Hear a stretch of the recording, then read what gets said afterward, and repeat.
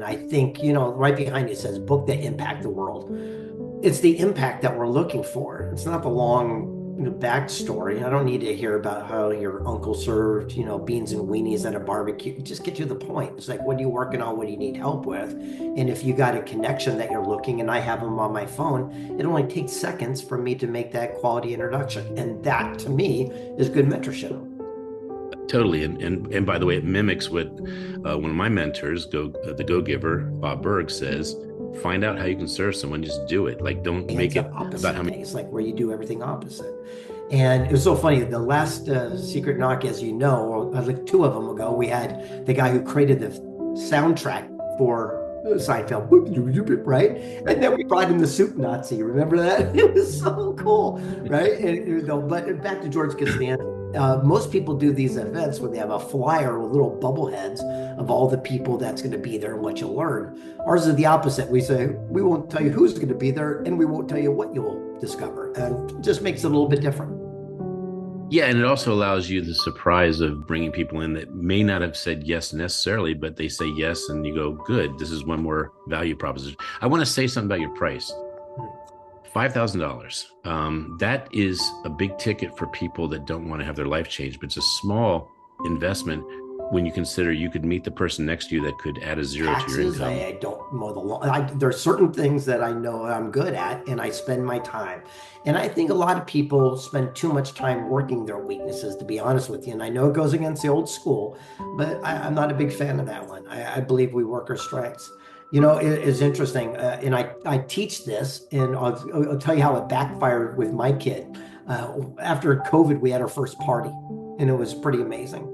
And I remember I invited everyone over, and I All right, this is the Dr. Smiley Show, and I pick people that actually not only move the needle, are positive leaders, but that I want to identify as some of the most important people that are making the world turn into a better place. So, Dr. Greg Reid, we've known each other, good gosh, we're pushing at least 10 years, maybe 12, and I am so indebted to you. Probably of all the people in the world, 8 billion people, you are a person that I can say has double digits of people that have actually caused me to be who I am. You've been so giving, and I've enjoyed every single minute I've ever had with you. Well, I appreciate you saying that. And we got cool kids, and we got a lot of things in common and fancy haircuts. So together, it's like we go together like shabba da ba da. Not to mention, you give friggin' great testimonials. I have sent that testimonial to so many people, and they're very impressed with your energy, but most importantly, that you are authentic. So, the big part of this is, how does someone become a heart-centered leader that actually shows up like you? And I know that you weren't always as Dr. Greg Reid. You were somebody that was, I'll just say, a percentage of what you are today. So, what caused this ignition switch to happen? I think it's just a byproduct of who I always have been, to be quite honest with you. If you just show up as yourself. My mom said a thing when I was a kid, just like she told you, your mom told you, be yourself, show up, and people like you, and those who don't, those aren't your real friends. And it kind of just stuck with me. So having a chance to meet amazing human beings around the world, I end up creating friendships and alliances with the ones that I had the same type of energy, flow with. And by doing so, we've just built our alliances along the way. And it's really, really interesting. They always say that water seeks its own level, right? You've heard it a million times. Mhm. And I found that to truly be an authentic word and phrase in today's society. If you hang out with other people that are caring, giving, and they come from a place of how can you serve, then it opens up the doors for win-win relationships. So, so where were you born? Where were you born? Andy, oh, I was born in California, the mean streets, The Main West Coast. Street.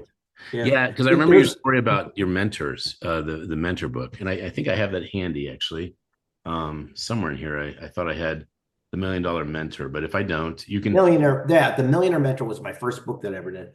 And it was I was born in a place called Pacoima.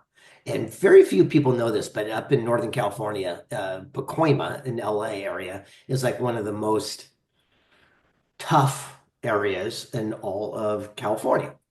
And the hospital that I was born in, they actually tore it down because they couldn't handle all the, gunshots and all this different stuff. But I never grew up there, but I was born in Pacoima. And I actually grew up in the mean streets of Del Mar along the beach in Southern California and have a pretty good life. I don't have one of those rag to riches stories.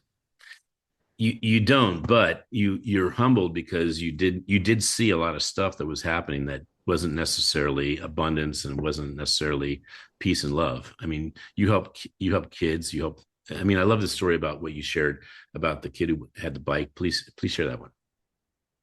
You mean the whole story about the first kid I mentored? Yeah, yeah, yeah. Yeah, his name was David the Goliath. I called him. He was like 6'4". He was 14 years old.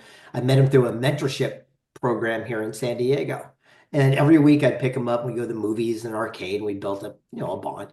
Eventually, I took him over to, he got arrested, by the way, for stealing a bicycle and carrying a pocket knife to school. That's how I met him through this group. And we went to Kmart back in the day when they had Kmarts. And I said, pick out a bike. Any bike you want, you can have it. And he comes over and he goes, Papa. I go, what's that? He goes, that's my bike. I said, all right, you can have it. He goes, but I can't get a job. I'm just a kid. I got no money. And I go, I know all this stuff you can't do, but what can you do? He goes, I could walk dogs. I could mow lawns. I could wash windows. And I said, the easiest way to hit a goal is to have a goal to hit. So he made these flyers. He put them around town. Every week I pick him up, say, where do you want to go? Movies, arcade, back to Kmart. And he paid down that bike. And Hmm. I remember we were pushing it out, and he was a smile. And I go, "How you feeling?" He goes, "Titanic was out." He goes, "King of the world." We put in the back of the trunk, and I go, "You feeling confident?" He goes, "This is the greatest day of my life." And I go, "Let me ask you." And he goes, "What?" He goes, "How would you like it if like kids stole the bike from you like you did to them, same way we met?" Instant switch. And he started mentoring the other kids in our community, so much so that the local mentorship program I met him through asked him to serve on the advisory board, the first ever kid. And when he did, they set him right next to the cop who arrested him. And now they were equals. And it was so cool to see this circle of life moments. And I get those all the time. My mentor, when I first started, was Charlie Tremendous Jones and a guy named Les Brown. Now, Les Brown's got this quote, you got to be hungry. And I remember it said the easiest way to have a good mentor is to show them that you apply, not just listen, but apply what you learn. So the first time I met Les, I said, Les, I go, I want to be a great speaker. What should I do? He gave me one nugget. I did it. And I hunted him down a month later. Says, Mr. Brown, I met you a month ago. I asked for a nugget. What should I do next? He was so shocked that someone would do it. The chance of him giving me that second nugget was 100%. And here's what it was. I'll use my glasses. He says, when you're holding a microphone, you can tell a rookie from a senior. And I said, what's that? And he says, a rookie holds the microphone at the tip of it where the little round part is, and he covers your face. He goes, this right there blocks you from the audience. He goes, what I want you to do is hold it at the bottom and hold it out here so people can still see you and you can connect with them, but they can hear you clearly. So simple. But look at every photograph with Les. He always holds the end. And if you ever look at mine, I'm doing the same. And I've taken a few photographs of Les and you because of you, Mm. and you've always been just very gracious. And by the way, I applaud you for always inviting your mom and having your mom at your events when she can make it. And my mom is the most important person to me because she believed in me and she's a cheerleader, and it appears that's who she is for you. Yeah. Oh, yeah. And she was a really dynamic human being. We got Mother's Day coming up. It was so funny at age I think it was 50 or 60. I think it was maybe 50. She didn't even have a high school diploma. But she was already a self-made multimillionaire. And so she decided to go back to school to get her GED, and she did. And then she got an AA degree, and then a bachelor's, and then a master's, and then three masters, and a PhD. And she ended up becoming a doctor, a psychologist. And it was really, really cool to watch somebody, sit there and overcome their adversities to get what they want in life. And again, that's all I've been witness to my entire life. So there's so many directions I can go with this, and we're going to hit all of them if we can in the time we have. But one of the things I loved is David Corbin saying there was this event. It was so small, it was in the living room of Greg's house, and it was called Secret Knock. And I'm just blown away. Not just that it's that small and it's so big now, but there's so few people that know the vision of what it looks like there that says this is worth doing over and over again until we build it. Yeah, and again, it all happened. There was no methodical stuff. It actually breaks the rules of personal development. They say whatever you feed grows the most, and what you put focus on. Secret Knock was a byproduct. It just really was something we did in our living room, again, with 12 people, and people just left and told other people, and it grew and grew and grew exponentially. And now we're going on 20 years coming up next year, I know. 20th anniversary, which it's just mind-boggling. Yeah. I will say this on the air. I've always appreciated that I felt like family because every time I called you, I said, "Hey, I'm going to be in the area," and you said, "Stop on by your family," and it means everything to me, Greg. I was there before it got huge, but I will say the call that I just laughed because I share this call so many times. But I say I called Greg Reid. This is how I met Greg Reid. I call him from CO Space. I say I saw you on stage in CO Space. They told me you're the event I need to be at because I amplify goodness, and you're the event. And you say, "What do you need?" And I said, "I just need access with a camera and I need a free ticket." And you said, "Done." And there was a hang up. And I love that because you are to the point. You've always been to the point. But I want to also acknowledge your heart's grown so much, I think, because of Colt and the experiences you've had, that you have extended what I will call our ADHD. I won't call it yours. I'll call it our ADHD of I have things to do. I got to get going. And you've really extended yourself. And I just want to say you've become an even more beautiful human being. Thank you for acknowledging that. And I think we'll plus this, we'll talk about CEO Space and Bernie Dorma, what he created, is that you can get a lot of information in a short amount of time. We look, we've seen and heard pretty much all the different stories we can. And so we can cut through the fluff and get to the point. And I think, right behind it says book that impact the world. It's the impact that we're looking for. It's not the long backstory. I don't need to hear about how your uncle served, beans and weenies at a barbecue. Just get to the point. It's like, what are you working on? What do you need help with? And if you got a connection that you're looking, and I have them on my phone, it only takes seconds for me to make that quality introduction. And that to me is good mentorship. Totally. And by the way, it mimics what one of my mentors, the Go Giver, Bob Berg, says: find out how you can serve someone, just do it. Like, don't make it about how many people you meet, make it about who you can serve and serve those that you meet. So we were on a drive and you introduced me to American You, and I got to be at the Pentagon because of you. I got to be at a lot of places because of you, but I got the privilege of being in a car. We had to carpool. I think it was at Fort Bragg, and I got to meet the person, Greg Reid, not just the leader, not just the speaker and the global changer, but you were just so giving. You changed my life when you took a couple minutes and said, "You know what? You want to be powerful, Ken? Look at speaking as 3-minute sound bites." Mhm. And that changed my life. It's not that I'm perfect, but I'm so much better speaker, and everything I've applied that you've ever given me has made me just a better person. So thank you for that. Yeah. And by the way, people tuning in, what does that mean?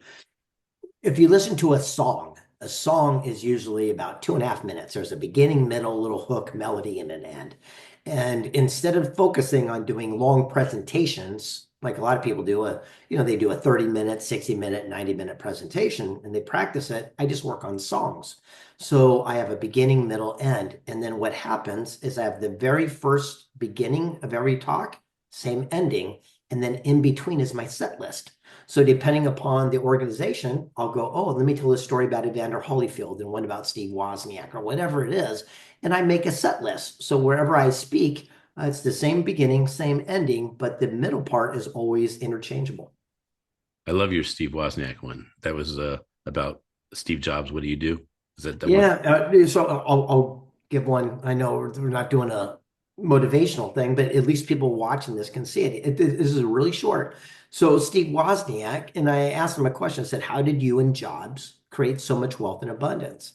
And he says, "We embraced our lack." I said, "What do you mean?" He goes, "Well, most people run from what they don't have. We ran toward it." I said, "Give me an example." He said, "When these little microchip processors came out," he goes, "they were very expensive." He goes, "We can only afford one." He goes, "Jobs sold his car. I sold my calculator. We pooled our money to buy one." He goes, "But Hewlett Packard and IBM would make machines that go from A to B with 20 of these chips. They had all the money of God." He said, "So I pull away five and go from A to B using 15. I pull away five, get it to work with 10. Eventually, I found a way to go from A to B using our one chip. He goes, we weren't trying to be innovative or cool. We can afford one chip. He goes, but by embracing that as an opportunity, we found the shortest, cleanest path and changed the way people do personal computing forever. He goes, where could you be in your own life and business if you stop looking at something as a challenge and obstacle, but it could just be a greatest blessing and opportunity in disguise. All right, there you go. So boom, boom, boom, boom, right? 2.5 minutes. There's a beginning, middle, and melody. And what happens when I do presentations, I'll sit there and say, hey, these are the songs I'm going to sing. Beautiful. And you have so many you could do in this, but people need to come and see you. And so I've seen you do the pitch dash close, which is almost just a conversation with the audience. It goes something like this, and you can I guess add to it or plus it as you wish.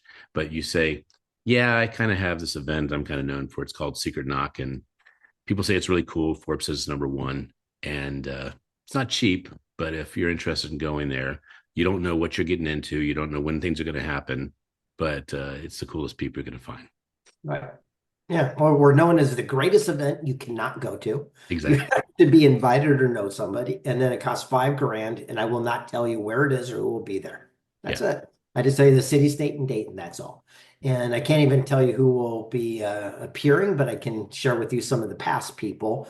So, as you know, we've had private Skypes with Edward Snowden all the way to Carol Baskin from Tiger King telling us she didn't kill her husband. We had everyone from political figures, where past presidents to, astronauts come and tell their stories of their discovery. And what's really neat is you have no idea who's coming up next until I say, hey, the guy who created that little credit card magnetic strip on the back of your banking card that changed all of financial system, come up to the stage. And it's pretty neat because you get direct access to these amazing human beings, and then you can go have tacos and have them become your mentor. And they could be sitting next to you just before they were called up. Yeah. I've been to, I think, almost 10, and I have to say, it is the most important date of the year. You have the 20th anniversary. What day is that next year? March 24th through 26th in San Diego, California. And that's about the extent of all we can tell you. And if you go to secretknock.co, we left the M off so you couldn't find it, but people still did. You can fill out an application. There's no way to give us money. You have to actually talk to a human being to make sure that's a good fit. And what does that mean? We ask these two questions. Number one, what is it you're seeking? So we can see if we can help you, and what is it you bring to our community in exchange. And it's very important to have both sides of that. And I can attest that it has been sold out. And I've asked you, can I please have this person? You go, I'm sorry, Ken, we are literally sold out. We cannot take any more people. Every time, 100%. And Every many months in advance, sold out. I know it's the weirdest thing. And this is how we did it. There's a TV show years ago called Seinfeld. And there's one episode called George Costanza Opposite Days, like where you do everything opposite.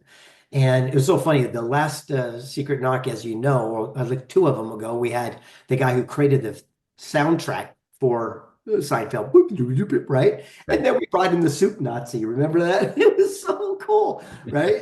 But back to George Costanza.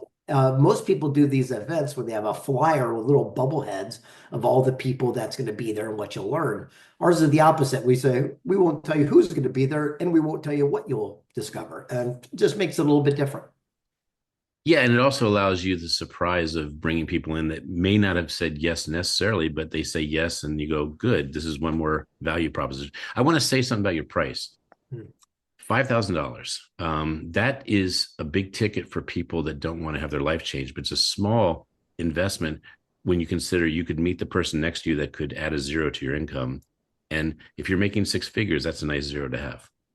Yeah, and especially most of these people charge exorbitant amount of monies to have access to them, and you've got direct access to them. So it's actually extraordinarily inexpensive if you think about it. But back to the thing about not knowing who's coming up. I know this is one of my favorite things, and it upsets people at the same time, but I'll give you one. Is that because you don't know who's coming up next, so people will leave the room. You know how people go to these events and they network out in the hall. Right. And I remember a few times ago, someone out in the hallway said, called me up and said, "Hey, my number one person I've ever wanted to meet, I've ever wanted to see, and whatever you can do, if you can get them there, I will come and pay any price." I go, "Who's that?" And they go, "Dr. Joe Dispenza." And it says, "Well, guess what? He was the last speaker, and you just missed him because you're out here in the hallway." Damn. And so that look on their face, but the same note is I'm not going, "You got to be in the room because you have no idea who's coming up next." It's one of the best applications of AI. You need to clone yourself and be outside and inside the room, but be the real person inside. Yeah, and that's why we do so many networking breaks. I mean, you've never seen an event where we have as many breaks, and that's the whole point we do that. But anyway, that's enough about Secret Knock. Well, no, I have one more thing about Secret Knock. I have to do this. This is an acknowledgement to you, sir. You have allowed me to bring books and sign books, which is nice. And I love doing that because it's my way of connecting with people that wouldn't otherwise know that I care about the power of authorship. Yeah, When you let my son come to that event and he got to sign books and that's great. he got called up on stage, dude, I'm telling you, Greg, you will never be able to top that. He got 3 minutes of 300 people standing up for 3 minutes and acknowledging that he had done something good. And Kenny was actually staying there, gulping and looking at me like, "What do I do?" I said, "Enjoy it." Enjoy it. Yeah. It's interesting you even say that story. I got to go back to a Les Brown story. I remember one time I was doing an event, and at the end of my talk, I got a standing ovation, and I walked off stage, and Les Brown grabbed me, and he pulled me aside. He goes, "What are you doing?" I go, "What do you mean?" He goes, "You just blew that for the audience." I go, "I got a standing ovation." He goes, "Look, sit down and watch how it's done." I'm like, "What are you talking about?" He goes out and he does his thing, and at the end of it, he gets his standing ovation. And what he did was completely different. And he walks off and he goes, "That's how it's done." And here's what he did. He says, "When I got my standing ovation, I walked off and went like this. Oh, stop, stop, sit down, stop, stop, stop." He goes, "What you just did was dismiss everyone's giving, not only acknowledging you, but they were so emotionally connected with you that they were letting themselves experience it. And you were telling them it meant nothing and to put those feelings away." When he went up and got his standing ovation, he took his hands like this and went, "Thank you." And he said, "Thank you." And he said, "Thank you." And they did all these like acknowledgement things. And he goes, "By doing that, it's not for you, it's for them so they can feel the experience." Isn't that interesting? It is. Yeah, and the people that you have attracted to this is because they know they're technically missing an opportunity to be with their tribe, their heart-centered leaders. You're creating the United Nations of heart-centered leaders. Yeah, exactly. That's a great, yeah, that's a great description of it. That's what it is. And it's positive, like-minded people doing stuff. No one's talking, everyone's taking action. It doesn't make a difference what level we're at. If you're a brand new pizza person and you're starting a business, you're in the great room. If you've got 13 stores and you're trying to expand, you're in the great room. Everyone's in the right circumstance because there's other people within the community that are in that same spot. And there's a difference between counsel and opinion. Counsel's based on wisdom, knowledge, and mentorship. People have already paved the way, where opinions based on ignorance, lack of knowledge, or inexperience. So if you go to a family friend and say, "I'm going to start this new business," they might try to talk you out of it to protect you, to keep you safe, and they probably have never done that themselves. But if you go to somebody who's already created a life of wealth and abundance doing exactly that and ask them for guidance, they'll give you counsel based on their wisdom, knowledge, mentorship. And if we would spend our activity only seeking counsel and ignoring people's opinion, that's the day our lives would change. Yes, I remember the day that I was going to go to the Mediterranean on a cruise, and my dad said basically the words that you're talking about of cruises are stupid, they're dumb. I said, "Have you ever been on a cruise before?" He goes, "No." I said, "Thank you." And although cruises may not be the best way to see the world, I've seen at least 35 countries, if not 50 countries, with a cruise. And Are you kidding? Cruises are amazing. I, We're doing one now. It's so funny. We're doing Secret Knock at Sea with Dave Koz. He's been up for 11 Grammys, and he does this incredible cruise all throughout the Mediterranean. And this next one, we're doing the French Riviera. And so we fly into Italy, and I bring in some of the Secret Knock experts, and we do a cruise where during the day they do all this music and amazing activities. And then at night, we do business talk. So I've got the founder of E Entertainment, Larry Neighbor, coming. I've got Scott Parazynski, the Astronaut Hall of Fame. Yeah, exactly. I've got Rob Angel, inventor of Pictionary, all these amazing people. And so during the evenings, we do these little presentations. So Secret Knock at Sea is our greatest little new addition to our family. When is that event? September. And again, it sells out like a year in advance instantaneously. It's all already filled up. And these boats are just like the Four Seasons on sea. Right. Every cabin gets like two porters. It's just phenomenal. So I have two quotes for you. One is about your Secret Knock at Sea, Mhm. and the next one is about Charlie Tremendous Jones. So Mhm. St. Augustine said, "The world is a book, and those that don't see the world only see one page."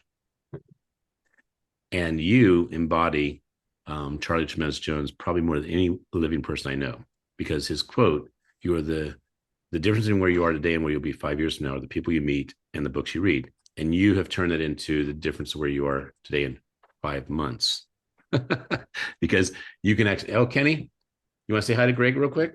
He just happened to come in. He's got a half day today. I just want him to say hi real quick. Dr. Greg Reid, he's the one who helped you get on stage.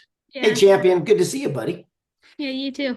Yeah. Hey, by the way, the next Secret Knock in March next year, you got to come out again. My son Colt will be around, and he can show you around. You guys can create your own little tribe. How's that? Okay. And he even got a haircut for Secret Knock. So Nice. he Oh, does. yeah. Looking sharp. He's not gonna look sharp until he has this haircut. But Exactly. My son said the other day, he goes, "Am I going to be bald?" I go, "Well, my dad and my brother and me." I go, "Good luck. This is probably your destiny."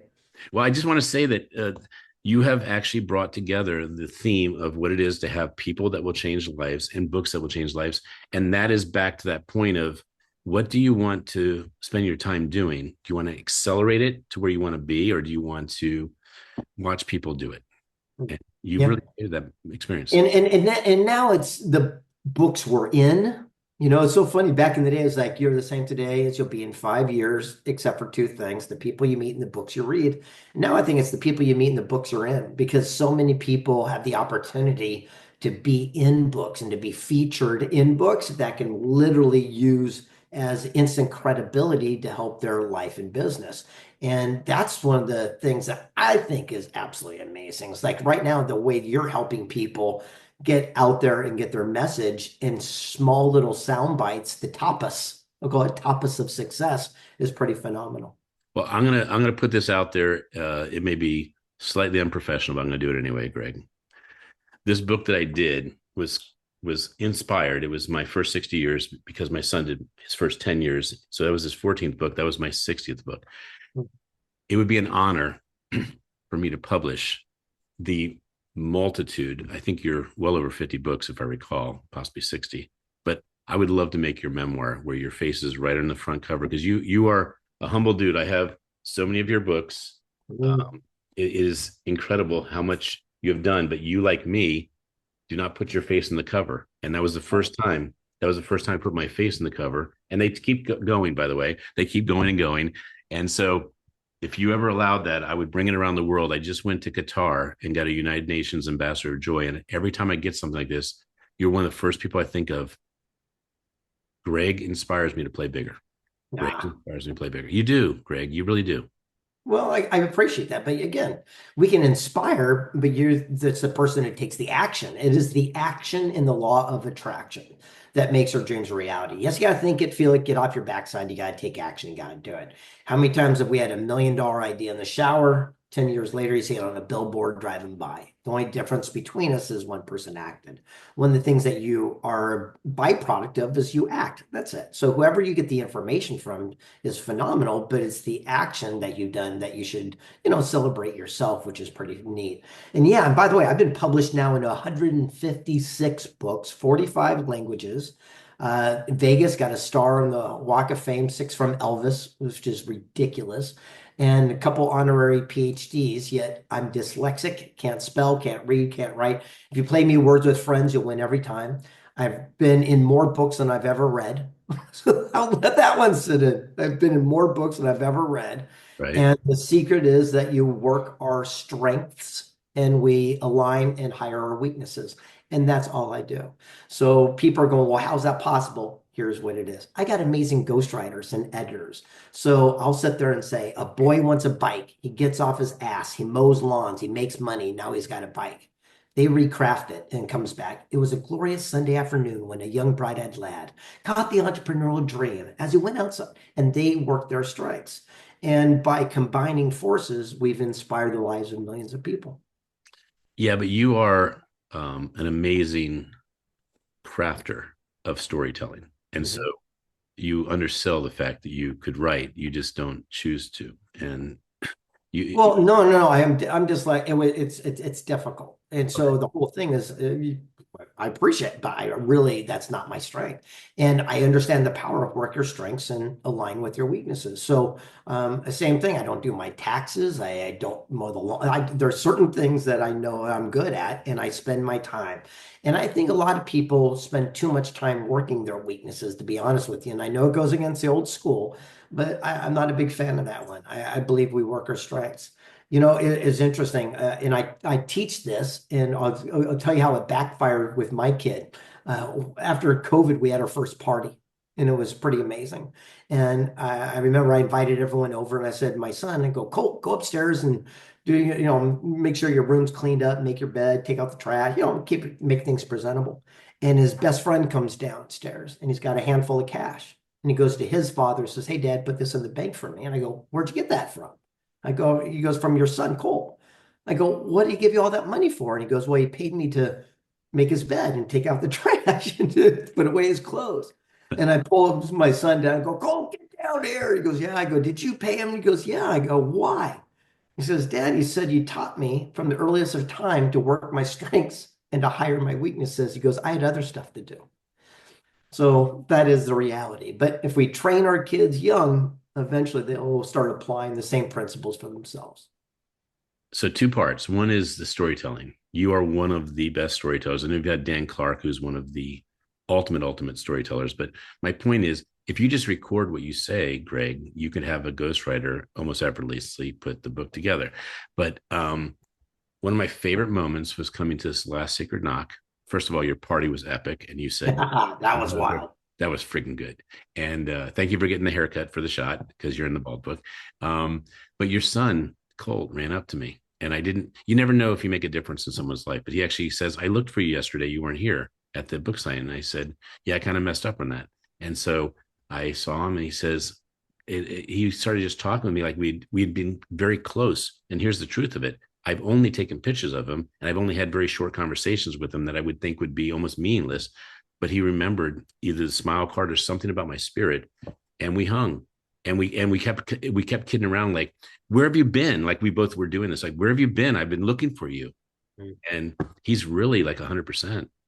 Yeah, it's pretty wild. Yeah. So again, people that are not up to date, about 8 months ago, my son was in a major accident, and he had the most severe form of brain injury that a human can have. There's nothing higher. It's the highest level of traumatic brain injury. And they said, he'd be in a coma 6 months, and maybe after 2 years, he'd say a word.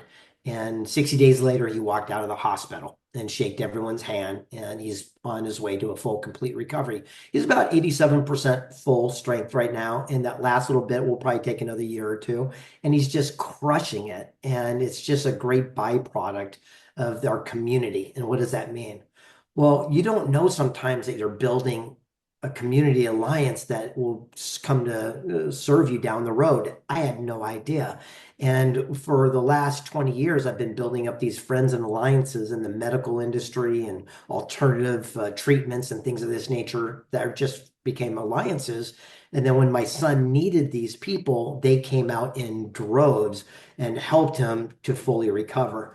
And it was absolutely phenomenal to sit there and say, isn't that interesting? The puzzle pieces all came together when you needed it, yet I never in a million years saw it coming. Well, he may be 87% on some scale, but I would say he's like 200% as far as how much humility, how much connection, how much more I've seen him become this beautiful human being. Do you agree with that? I mean, Oh yeah.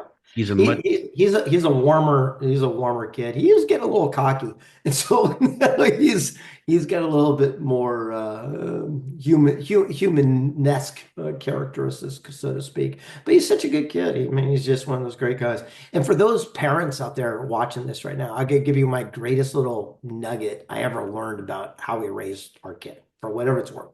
First of all, we don't focus on IQ. It doesn't make a difference whether he remembers a war from 1492. I mean, with ChatGPT, everything's available for them. So we focus on EQ, which is you're talking about. It's all emotional quote, right? So we taught him if you can look someone in the eye, you can shake their hand firmly, you can have a deep conversation, and more importantly, you could talk another kid out on the playground to exchange your ham sandwich for a Twinkie. I go, that's where you're going to make it in life. And so that's what we focus with him. And by doing so, he's becoming a great human being. I have two more parts to this interview, and then the third part is what I didn't do. Okay, so the third part, you're going to tell me what I didn't do that we want to add to this. But um, Wishman, Jesus, I mean, I'm a movie dude. I have a lot. I have a theater down in my basement, and I'm proud of saying I have 3,000 or 4,000 movies that I'll watch again. Like I don't buy movies I wouldn't watch again. They're that good. And your premiere, although I haven't been to very many, I can't believe it could be topped. And then the I remember talking to Frank, and he would say every once in a while, he says, I don't know if it ever happened, but he's not quitting, you know. And that movie was such a jolt to the heart, the system of feeling what it is to be alive, what it is to be appreciative, what it is to go the distance. And you just wanted more. At the end of the movie, you wanted more. And that's the best sign of a movie. And then the other best sign of a movie is you can't stop thinking about it. There you go. Well, there's a movie right now. You can stream it anywhere. It's called Wish Man. And the founder of Make-A-Wish came to Secret Knock. And I asked him a question, just like in passing. I said, hey, by the way, what was your wish? And he goes, what do you mean? I go, well, you're the founder of Make-A-Wish. What did you wish for? He goes, no one asked me. I says, what? I go, I'll be the guy that grants your wish. You go, anything you want. What do you want? And I'll give it to you. And he says, I just want my story to be told so my grandkids will know I did something. So he signed over his life rights. So I said, Frank, I'll make this into a major film. Just know I've never made a movie. And it took 6 years of trials and tribulations. And when it came out, we actually made the ballot for the Oscars, and we're still being streamed worldwide. We were on Netflix for a couple years. It's phenomenal. Now, it didn't have the financial success, especially when it came out the month of, COVID and those situations. However, it did impact the lives of millions of people. And people don't understand this, but when, these big streaming companies buy the rights to stream it, they give you one small lump sum, and then they are streamed tens of millions of times, but you don't get money from every time that it went out there. So it wasn't a great financial success, but it was a great emotional success because it really lit, not only granted the wish of Frank, but it also went to impact the lives and inspire the lives of millions upon millions of people in a global audience. And yes, and Frank Shankowitz got to actually say he made a difference, and it's like a book, but it's even better. It's going to be shared and seen. 100%. And the people that, came out to participate and to financially and to emotionally and all the different things, thank you from the bottom of our heart, because that was one of the greatest things for Frank. And I'll never forget after we did that premiere that you mentioned in Hollywood. It was on the Sunset Strip. It was at one of the most famous, iconic theaters of all times. And it was just phenomenal. And I drove him to the airport, and he got out of the car. He was like a cowboy, 6'5", John Wayne guy, cowboy hat. He took a few steps and he turned around and like, roll down your window. And I did. And he tipped his hat and said, wish granted. And that was one of the coolest experiences. So one part of the movie, but also whenever he was at an event and he saw me, he would put a key smiling card in his cowboy hat. But my favorite part of the movie which I actually have to watch to be alive sometimes. Like, do you ever do that, Greg? Uh, you, to be inspired for me, I watch inspiring movies. I don't care if it's Rudy, I don't care what it is, but I'll watch a movie just to get the jolt again of what it is to be inspired and what it is to say I'm committed to being inspiring. But it's when he knocks on the door and he sees his dad. I mean, that was Yeah, not we that part was based on some true stuff, and it was really interesting. And when they did the headbutt, that is what my son and I do, and that's why I wrote that into the film. And my son and I don't have like a whole lot of words. We don't communicate that way. We're not big huggers, but what we do is we tap each other's head to head, and so we made sure that we put that into the topic because just that one symbolism said everything you needed to say. It's kind of like I'm connected. yeah, I probably watched it at least 20 times. What have I not asked you besides the fact, what is your next step? What are you doing next? I have a gift I want to share with you at the end of the show, but what is it that you would like to have said that wasn't said? Well, I think we covered all of our stuff, and it was really, really neat is alliances. Sometimes when we build these things, the smallest little thing we say to somebody can have a ripple effect, impact lives down the road. So be careful what we say and how we show up. I mean, I've had more people come up to me and say that one time walking out of the bathroom and saying something to them, which I forgot, but to them it had a lasting effect. And words matter, and how we show up matters. And so for myself, one of the greatest things that I don't talk about a lot, but you know about, is I happen to be sober. 37 years. It's one of my greatest things. And I think that's why God has been so kind to me, is because I've lived a pretty clean life. We don't lie, we don't cheat, we don't steal. And what we do is live everything as transparent as possible. And when we have our challenges, like my mentor Dave Corbin taught me, is we do something called illuminate. Most people eliminate or try to hide things, where smart people illuminate challenges, tough conversations. So I'm a single guy. If I go out on a date and I got a pimple, first thing I'm going to do is say, let's get this out of the way. Mount Kilimanjaro right here. You'll laugh about it, get out of the way. Now I don't have to hide it through the whole time. And I think if more people would have uncomfortable conversations rather than holding on to them, people could live a happy, joyous, free life, and it would change the way that they communicate. Tim Ferriss says that the portion of uncomfortable conversation you're going to have is the degree of which you're going to feel abundance and live. Yeah, I 100% agree. So there you go. And thank you for, Well, again, I have an exercise that I love that you do, that I want to say that I share. You taught me this, and I do 10 a day. I roll my phone and I do it a day, and I've done it forever, and it has made all the difference in my life, because you have people that die in your phone, and you can't have them die if you roll in the phone. And I don't do 10. I do usually 30, but 10 on the low side.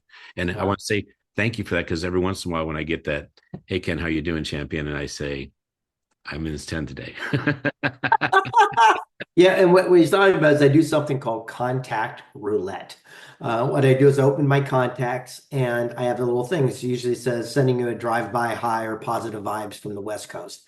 And I just open up my Rolodex and go, bzz, and whatever it is, I send a text. And I do X amount of those every single day to people all over the world. And what happens is all of a sudden it opens up conversations with someone you went to school with that you forgot, or an old relationship, or sometimes it's just something that you have no idea that will strike a chord. But it's amazing how many people respond right away and go, I was just thinking about you. Isn't that weird how energy works? It is totally. So I want you to have the last words, because you actually had a culminating completion to this show. But I have two things I wanted to share with you. One is, thank you for including me in a book, The Lunar Experience, where it is on the moon. We didn't bring that up during the show, so that's my acknowledgement that I bought into that, Greg, because you've given me so much value. I had to say, this is the time I say thank you back. So you're amazing. And the second thing is, I might need your help with this, or your team, but I have been to 10 secret knocks. I have enough secret knockers that I want to make you a secret knock birthday book, a Keep Smiling birthday book, where every page you turn, you can celebrate a knocker. And Oh, that'd be awesome. Yeah, I'd love to do that. well, Yeah, that you've got enough pictures to, yeah, that'd be phenomenal. And by the way, again, we just blew over some a Ken Sean is on the moon. Let's just like let that sit in for a second. So years ago, 3 years ago or something like that, we were doing a project called Lunar Legacy. And it's a book that came out. We hit bestseller and all that good stuff. However, a good friend of ours, Ben, had a chance to have a little pyramid, the first one ever, go on the lunar lander that just landed this year on the lunar surface. And on that little pyramid is a copy of the book that is engraved on the inside. So forever, our book, Lunar Legacy, and your words of wisdom, Ken, will be part of history. So, for example, if our civilization ever ends, or if aliens find it a million years from now and they open it up, your words of wisdom will ring true for literally millennial. Well, the big words of wisdom I'll have for the aliens is get Secret Knock to live forever.